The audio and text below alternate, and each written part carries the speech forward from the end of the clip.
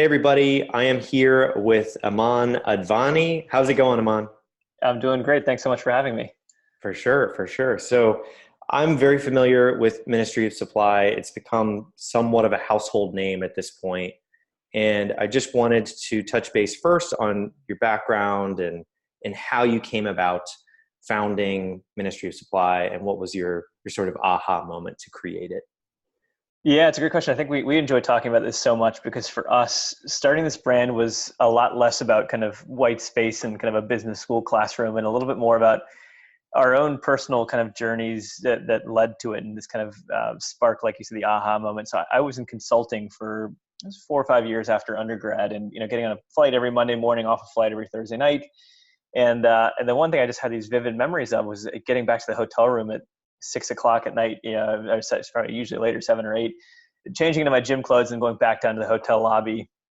And that's when the real work would happen, right? Was when you're kind of in your comfy clothes and you were able to kind of really focus. And we'd be up till 2 or 3 a.m., most nights just as an analyst in a consulting firm. It was pretty brutal, but dreading getting up at 6 o'clock the next day, ironing, going to the dry cleaner on Sunday, your shirt half untucked, wrinkled, sweat stains everywhere. And so it was just, clothing was just this massive influence in my life, my happiness, my productivity.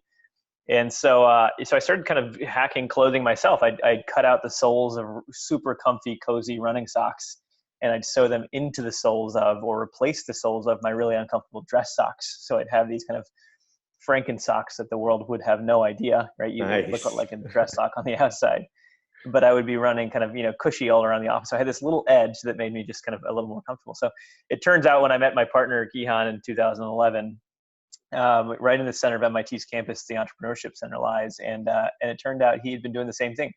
He had been cutting up old running shirts and sewing them into the silhouettes of dress shirts for the exact same purpose with the exact same motivation. So ditch the Mm. dry cleaner, ditch the iron, super soft and stretchy, clothes you actually looked forward to wearing that mimicked the technology that had been brought to the gym and took it to the office.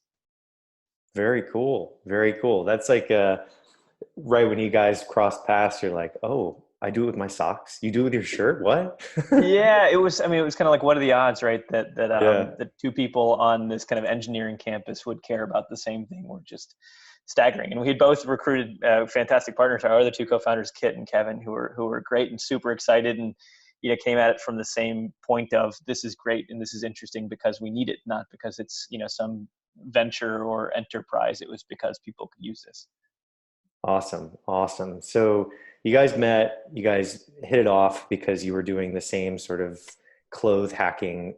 And from there, did you guys immediately raise money or did you just start testing things out with people? What was the first initial step you guys took together?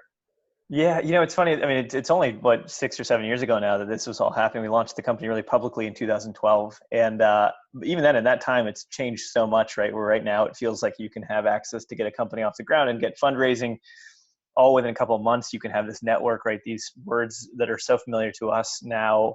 We're still a little bit in hindsight in their infancy then in terms of how to raise money, create an MVP, all this kind of stuff. And so we were kind of, we had no idea what we were doing. We had no business in fashion. We had no background in fashion. So we were just sitting there kind of hacking prototypes and finding better and better people to help us using campus resources. We found the head of R&D at Patagonia who was super, super helpful in getting us factory connections with a little bit of credibility. And so we created dozens of prototypes. I mean, just shirt upon shirt. We launched with a men's dress shirt. And we would just have everybody at the MIT cafeteria try it on and give us feedback and just say, kind of be brutal with us. Tell us what you don't like. Tell us what you like. But for us, it always came back to that problem statement. Here are the 4 or 5 problems we've identified with dress shirts. Does this solve it? Plain and simple. Yeah. Yeah. And right before we jumped on the podcast, Aman and I were just talking about MIT Sloan, which is the business school for MIT. And in 2013, I was like cruising around in the cafeteria and we were potentially going to be crossing paths. We were trying to see if the timelines lined up. I That would bet have they been did. that would have been really funny. Okay, so you guys tested out with a bunch of prototypes. That's awesome. Like MVPs for a fashion company. And when did you guys officially launch? It was founded in 2011. So then did you created like a website for it and then roll it out piece by piece with one product, or what did that look like? Yeah.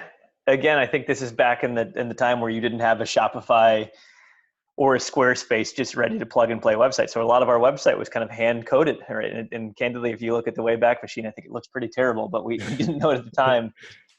We like to say we launched the company in 2012 on Kickstarter because it's a nicer story where, we raised almost $500,000 in a month, which set the record on Kickstarter at the time for fastest or largest in the fashion category. The reality is we spent that entire year trying to sell anything we could. We were showing up to trunk shows, we were showing up to friends, events and seeing if we could, sell a little bit, grab a little bit of feedback and go back and iterate. I mean, those early days setting up the groundwork from an iterative design process and mindset that was thriving on feedback and driven off of problem statements. That still very much is the heart of the company today.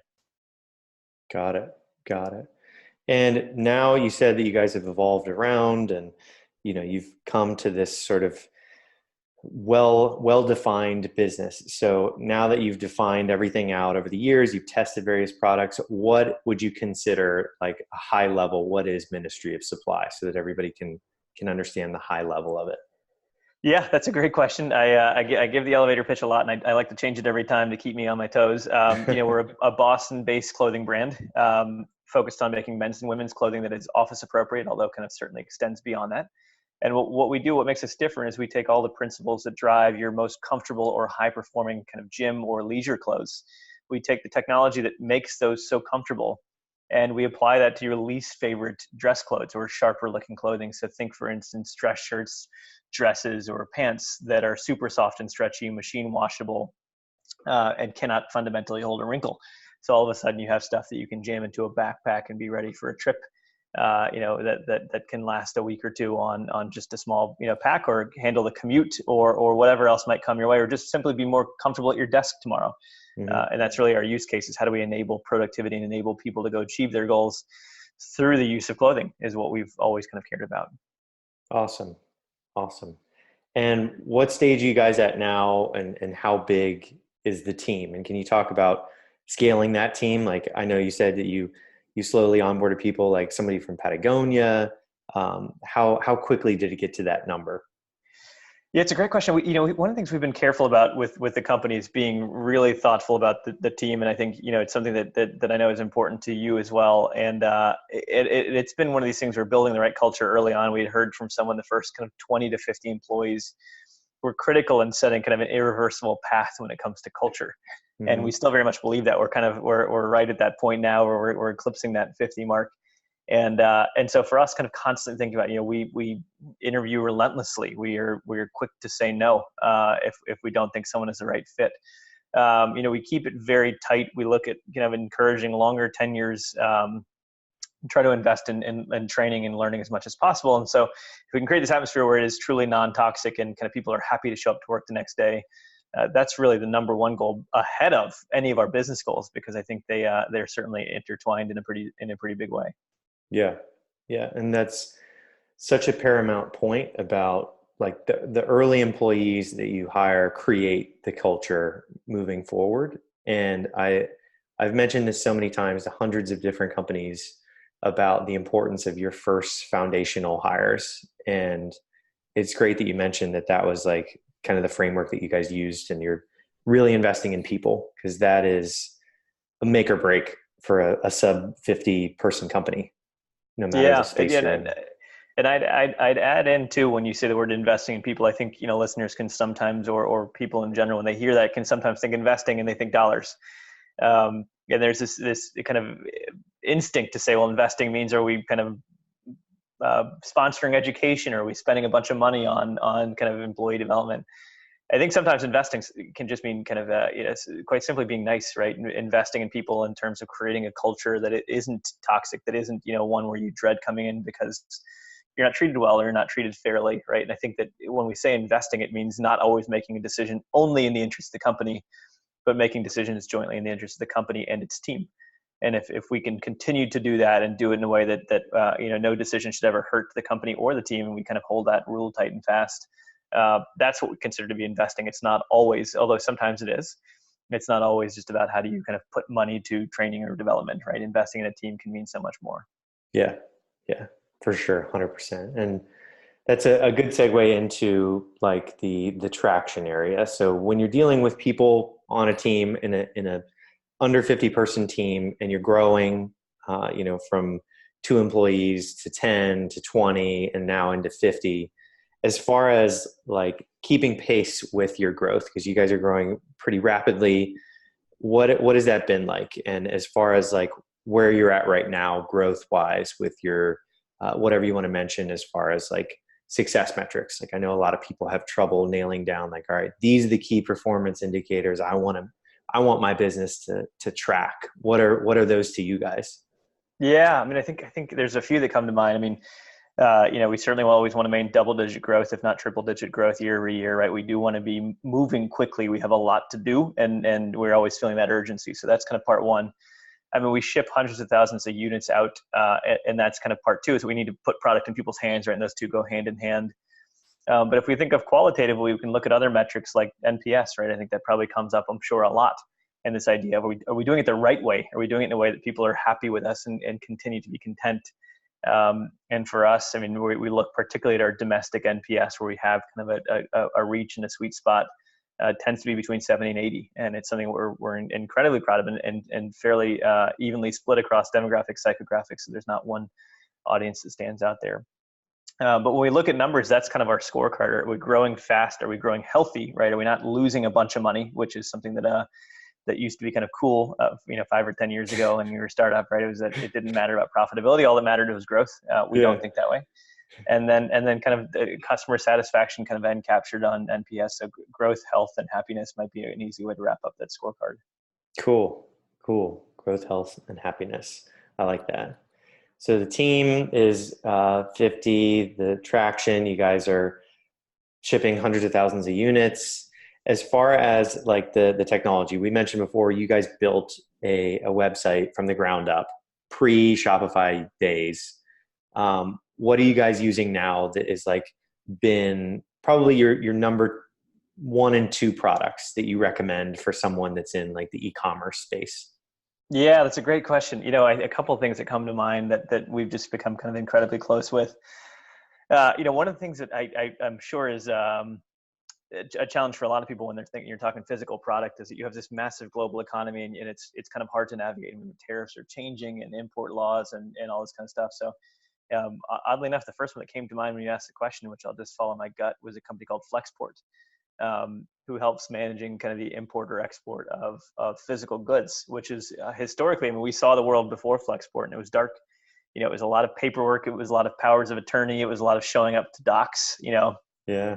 And now we see this world afterwards where it's just been modernized in such a special way. I would add into that logistics puzzle the evolution of UPS, who's been a fantastic partner of ours, who has kind of kept up with this kind of e-com revolution or direct-to-consumer revolution more widely.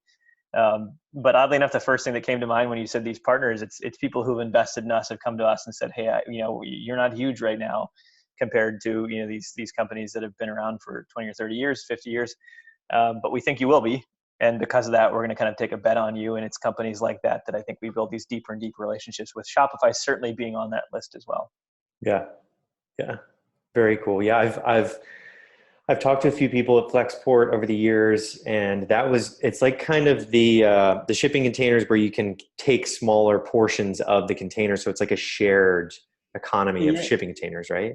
Yeah, and I think what's kind of special about them is they've really focused less on just kind of the actual act of shipping and more on kind of the experience around it.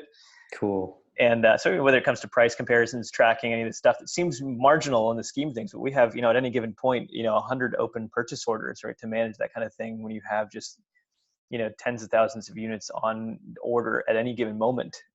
It's tough to manage. And I think when you have partners that are invested in that, taking on some of the dirty, hairy projects that you don't want to deal with, it's super helpful. Yeah. And one of the ongoing themes in the podcast is customer service when it comes to being the CEO, and you as the CEO and co-founder of the business. What was that experience for you like? And are you still in the inbox? Are you kind of like just monitoring trends? When was that shift where you got off of the responding to customer emails to more of managing the team? When was that? Yeah, I'll tell you when it happens. It's certainly not yet, and I don't know that I ever intended to be. I mean, we just recently opened up another channel where I get to talk directly to consumers. I think one of the things we've protected quite a bit is that everybody at the company should have constant contact directly with customers. One of the things we saw from some of the giants in the industry was early on we would have conversations and we would hear this question of like, our customer insights group tells us that blank, right? Yeah. And as a company who, and I'll give you the namesake of our company because it'll help make a lot more sense to this, but as a company who prides themselves on empathy, it kind of seemed silly for us to create an empathy department, right? Customer insights department, being the game of telephone to the end user of that data. And so we tried to create an ecosystem where everybody at the company speaks to customers at least annually, if not far more often. So I have, a half dozen to a dozen random customer interactions a week through a system that we built that allows that. And what that does is it allows me to continue to stay in touch with exactly what sentiment is, what kind of feedback we're hearing, what people are getting excited about. And I think we intend and hope to protect that direct one-on-one relationship between everybody at the company and a customer. Although that will only get harder and harder as we grow, we think there's a way to do it if we can kind of be the ones to put the right thought to it. Yeah, that's fantastic. And that there is a consistent, because I talk to, hundreds of startups every month, and there is a consistent theme where when the CEOs and the founders are in the inbox and getting communication, like an open communication with a customer, still, no matter the scale of the company, there is a consistency between all the founders and the success of the company, because it's a direct line of communication. Like you said, it's not telephone where you're relying on your whole team to give you the obviously you need the brief. You Right. kind of need the overarching view, but you also need that fire hose of good and bad. No, it's fantastic, right? Yeah, when it is bad, you hear it and you react to it, and you try. We have this system we call quantified empathy, which is meant to kind of summarize customer sentiment in a way that we kind of invented years ago and now have built over and over, iterated over and over years since. And the entire intent is that one piece of feedback doesn't stand out, but aggregates do. So if there's a trend in our data, the system kind of self-identifies and reports out what we're seeing. That said, you're right that you hear that one piece of bad feedback and you're crazy not to at least take it seriously and hear it out and understand that, hey, we don't need two of this, right? Yeah. If and when that's happened in the past. Yeah. Let's jump in right here. Yeah. Cool. Well, the last bit, I guess, is what are you excited about that's coming down the pipeline? What's coming this year or next year? What are you excited about when it comes to Ministry of Supply? Like what can people look for in the future? Yeah, I'll throw two answers out, and I think they're for better or for worse, both product related. I mean, we are product junkies. Everything about our company is product related, right? It's everything else we talked about in terms of Shopify or Flexport's all built just to make our product come to life. And so my answer to any type of question on excitement is always, always, always product. Specifically, I'll give you two answers. We always talk about kind of our everyday use items and then our more specialty tech kind of crazy items. So from an everyday use standpoint, we have, I think, the greatest lineup of outerwear we've ever come up with launching this fall. It's just this incredible, system that just works together and is beautiful and cozy and comfortable. And we've kind of always played in outerwear, and this will be the first time we go all out on outerwear. And the second one is we had an article in Wired magazine about a collaboration we're doing with MIT called Active Textile Tailoring, excuse me. Cool. And the research project was published a few months ago, and the actual product itself, which I won't give any clues on what it is and what it turned out to be, will be coming out in the next few months. So probably most likely this year, if not early next year, we'll see the fruits of our partnership with MIT come to life. That's awesome.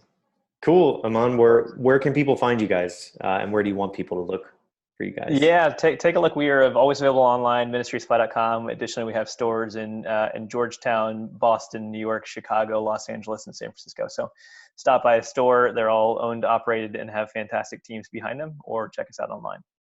Awesome. Well, thanks so much for talking to us today, Aman. Thanks for having me. I really appreciate it.